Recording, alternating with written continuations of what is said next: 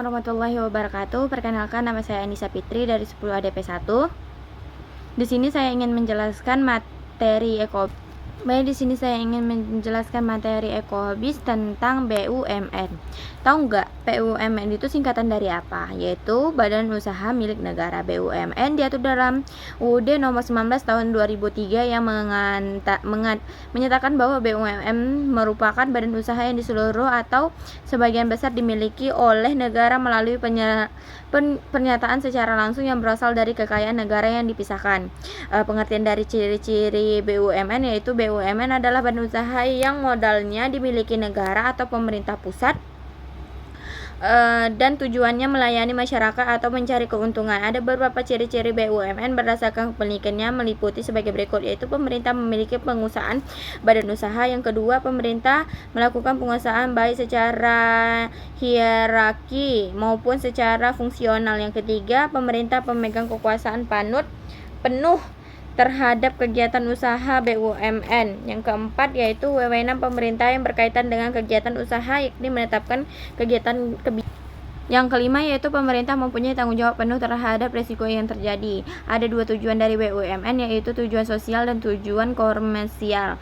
Implementasi dari tujuan sosial ini dalam bentuk subsidi dan tujuan komersial dibayarkan oleh konsumen. Peran BUMN dalam hal ini yaitu menjalankan perannya sebagai berikut. BUMN dapat melakukan penyerapan tenaga kerja dan tingkat pengangguran yang dikurangi. BUMN dapat menghasilkan sejumlah keuntungan yang sebagiannya diguraikan kembali sebagai dan pembangunan.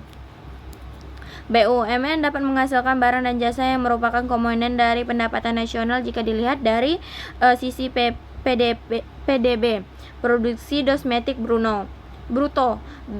BUMN yang berbentuk persero yang mampu melakukan setoran pajak berkas pajak negara setiap tahun sebagai pemerintahan negara. Fungsi BUMN yaitu sebagai penyedia barang ekonomi dan jasa yang tidak mampu disediakan oleh swasta. Yang kedua, adanya pengolah cabang-cabang produksi sumber daya kekayaan alam, yakni mengangkut berguna untuk menata kebijakan perekonomian. Keempat, adanya penyediaan layanan yang berguna untuk memenuhi kebutuhan masyarakat. Empat, bentuk BUMN yaitu perusahaan negara jawaban atau perjan. Perjan adalah suatu bentuk BUMN yang seluruh modalnya dimiliki pemerintah berdasarkan biaya untuk memelihara perjan-perjan tersebut sesuai dengan UUD nomor 19 tahun 2003 tentang BUMN. Contohnya PJKA, perusahaan jabatan kereta api yang berganti menjadi PT KAI.